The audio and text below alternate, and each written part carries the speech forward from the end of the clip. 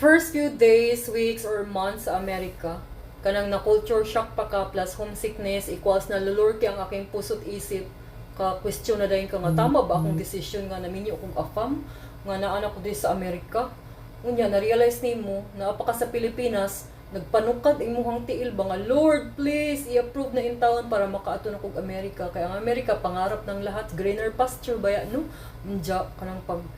adto na to sa Amerika mga first few months gayud no ang uban gani kabatan pag year ga-adjust paghapon ang atong puso't isip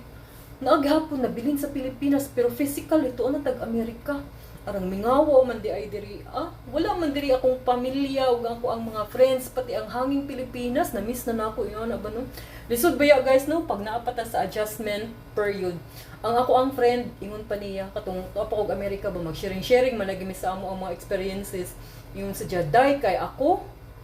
wa pa lang kuyog ding ako ang mga anak kay gipetition man sila ni Afam kauban pud iyang single mom man siya iyang duha ka anak kuyog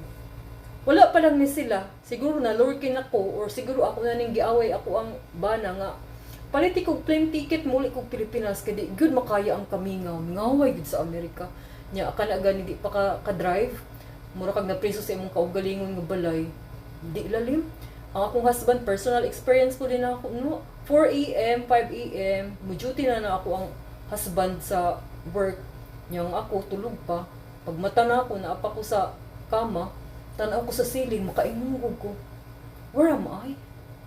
nganong na ako dili unsa man nga lugar tapos makaingon na pud ko ay tuod na minyo man tuog kog afam kada gayon na atay mga damgo ba nga makainta nga hala tinuod ba to or ang ato ang isip pati atong damgo no nalibog unya biskan pa yun ato atong gibati nag-adjust pa ta sa Amerika malungkot ang ating puso pero naputay pride lugar sa social media mo ingon ta nga ay itong boy sa Amerika ang saya char hindi naman pala pero dili tanan no nagiuban nga happy gid sila largo wala sila ga-adjust unsa kana sila no wa gyud sila nag-adjust largo automatic happy din sila kay di man sila mo agree aning ato ang sentimento nga ni agi tag-adjustment o sige padayon mo pero daghan kayo ni agi no nga gimingaw ang uban gani nako magpaabot nga makakuan ko 10-year green card 2-year green card ni uli nag Pilipinas nya pila man na 2 years or 3 years ka sa Amerika kanang na kay 2-year green card nya nagpaabot na lang ta na kag 10 year wa nakakaagwanta ni uli daghay ingon ana nga kaso no labi na kung nakaminyo po kag afam nga way ayo ba ang imuhang pagka-culture shock o homesickness plus na apa imuhang afam nga badlungon na makaingon jud kag way ayo ang Amerika pero kadtong naka-drive na ka labi naka-work na ug nag-income nag-dollars nakaingon na dayon kag ay ganahan jud ko sa Amerika naagyo diri ang future